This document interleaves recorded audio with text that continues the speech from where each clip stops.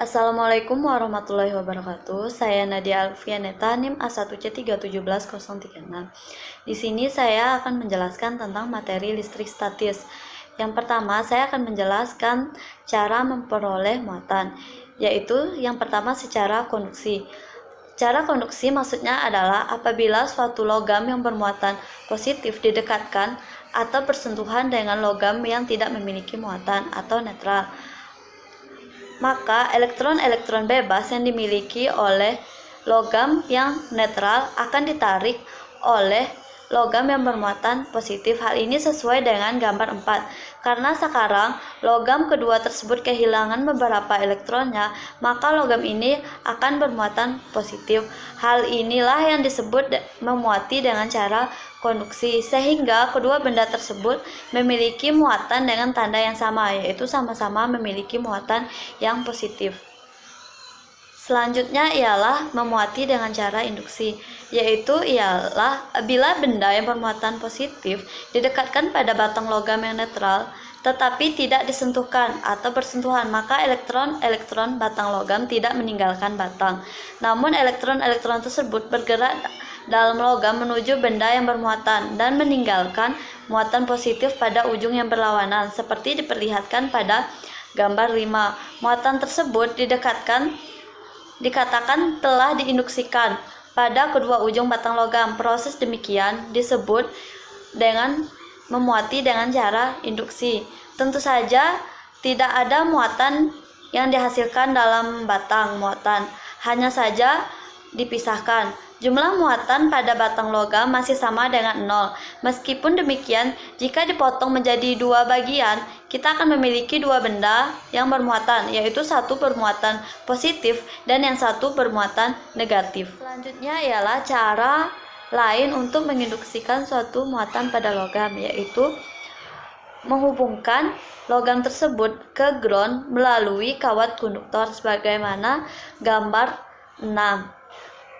Lalu untuk mendapatkan muatan listrik negatif, maka benda netral diinduksikan dengan benda bermuatan positif, maka akan didapatkan muatan negatif. Sedangkan untuk mendapatkan muatan listrik yang positif, maka benda netral bila diinduksikan dengan benda bermuatan negatif akan didapatkan bermuatan positif. Adalah elektroskop. Elektroskop adalah alat yang digunakan untuk mengetahui muatan listrik pada benda. Bagian-bagian dari elektroskop seperti pada gambar, yaitu yang pertama kepala elektroskop, yang kedua konduktor, yang ketiga daun elektroskop, dan yang keempat dinding kaca.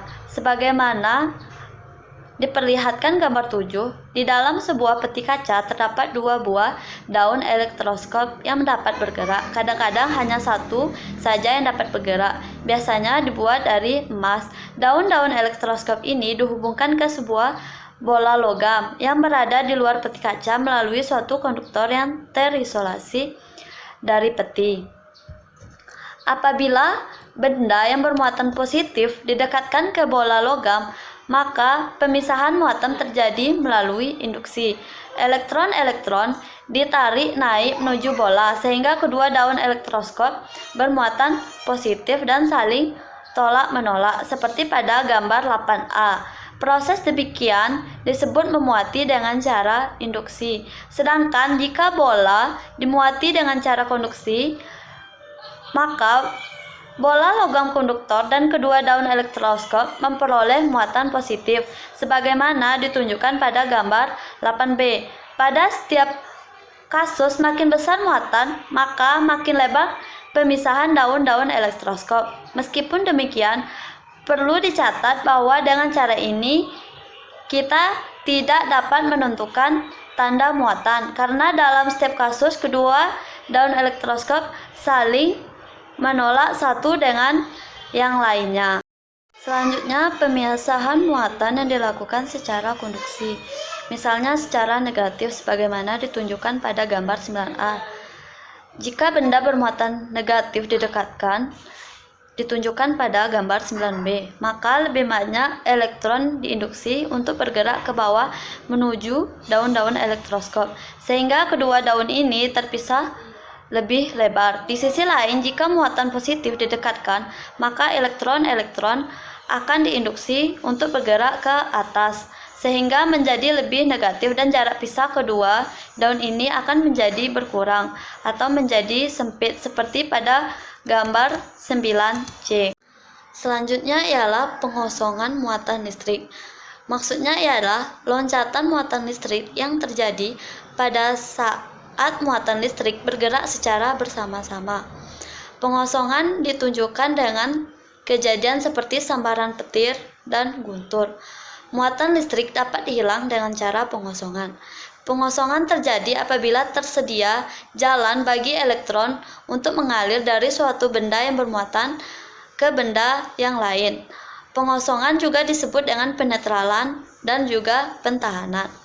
Contoh dari pengosongan muatan yaitu misalnya pengosongan muatan di udara, yaitu dengan cara menyalurkan ke tanah sehingga terjadi sambaran petir yang sangat besar yang menimbulkan suara yang dahsyat. Hal ini disebut dengan guntur. Proses terjadinya petir dapat dijelaskan pada gambar 11A, 11B, dan 11C, yaitu awan terjadi dengan cara yang pertama, sebelum terjadinya petir, muatan listrik berbentuk di dalam awan. Ketika butiran-butiran air saling menggosok satu sama lain. Selanjutnya, terjadi pemisahan muatan di dalam awan. Bagian bawah awan menjadi bermuatan lebih negatif dibandingkan dengan tanah di bawah awan tersebut, sehingga terjadi sambaran petir dari awan ke tanah ketika muatan negatif atau elektron meloncat dari bagian bawah awan ke titik tertinggi di atas tanah. Selanjutnya ialah contoh pengosongan muatan, yaitu penangkal petir. Hal ini penangkal petir untuk melindungi rumah dan bangunan tinggi dari kerusakan oleh energi listrik yang sangat besar yang ada di dalam petir. Penangkal petir ini menyediakan suatu jalan yang aman atau pentahanan agar arus listrik petir mengalir masuk ke dalam tanah, bukan melewati rumah atau bangunan lain. Penangkal petir merupakan contoh pengosongan muatan statis yang tidak menimbulkan kerusakan. Pada saat terjadinya petir, pengosongan listrik statis dari bagian bawah awan yang bermuatan ke bumi akan melewati batang penangkal petir ini. Muatan listrik akan mengalir ke bawah dengan aman melalui kabel logam tersebut dan masuk ke dalam tanah, sehingga rumah atau bangunan tinggi tetap aman walaupun disambar oleh petir dan muatan listrik yang sangat besar. Selanjutnya ialah saya akan menjelaskan tentang hukum Coulomb. Seperti yang kita ketahui, dua muatan listrik sejenis akan saling tolak-menolak, sedangkan dua muatan yang berlawanan akan saling tarik-menarik. Besarnya gaya tolak-menolak dan tarik-menarik ini berbanding lurus dengan besar setiap muatan dan berbanding terbalik dengan kuadrat jarak di antara dua muatan tersebut. Hal ini sesuai dengan hukum Coulomb. Secara matematis, maka dapat dirumuskan yaitu F sama dengan K dikali Q1 dikali Q2 per R kuadrat, di mana F adalah gaya Coulomb, K adalah konstanta kesebandingan, Q adalah muatan listrik, R jarak antar muatan dengan satuan meter. Konstanta permitivitas listrik epsilon 0 maka akan dapat memenuhi hubungan K sama dengan 1/4 pi epsilon 0. Dalam keadaan vakum, maka nilai epsilon 0 ialah 8,85 kali 10⁻12 Coulomb kuadrat per Newton meter kuadrat, sehingga nilai K didapatkan 9 kali 10⁹ Newton meter kuadrat per Coulomb kuadrat. Hal ini searah gaya bergantung pada muatan listrik tersebut. Jadi, tanda dari muatan diabaikan dan hitung hanya dengan nilai muatan tersebut. Contoh dari hukum Coulomb yaitu contoh soalnya 3 buah partikel listrik berada pada suatu garis lurus seperti pada gambar. Hitunglah gaya yang dialami oleh muatan Q2 oleh akibat dari muatan lainnya. Seperti pada gambar, maka dapat diketahui nilai muatan 1 ialah min 5 mikrocoulomb sama dengan min 5 dikali 10 pangkat 6 coulomb. Muatan 2 ialah plus 4 mikrocoulomb. Maka diubah ke coulomb menjadi 4 kali 10 pangkat 6 coulomb. Muatan 3 ialah min 4 mikrocoulomb. Maka min 4 dikali 10 6 coulomb. Dan jarak benda 1 2 ialah 0,3 meter. Jarak benda 2 3 adalah 0,2 meter. Q2 positif, maka terjadi tarik menarik antara Q2 dan Q3. Maka F12 sama dengan Q1 dikali Q2 per R12 kuadrat. Sehingga didapatkan F12 sama dengan 9 kali 10 pangkat 9 dikali min 5 kali 10 pangkat 6 dikali 4 kali 10 pangkat 6 per 0,3 meter kuadrat. Sehingga didapatkan hasil 2 Newton. Sedangkan untuk F23 ya, didapatkan K dikali Q1 Q2 per R23. Maka didapatkan hasil dari perkalian dan pembagian tersebut ialah 3,6 Newton.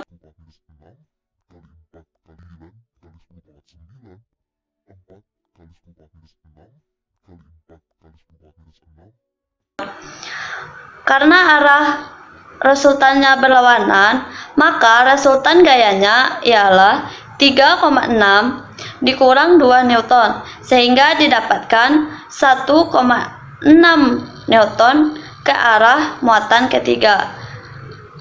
Sehingga gaya bergerak ke arah muatan ketiga. Sekian dan terima kasih. Saya tutup dengan wassalamualaikum warahmatullahi wabarakatuh.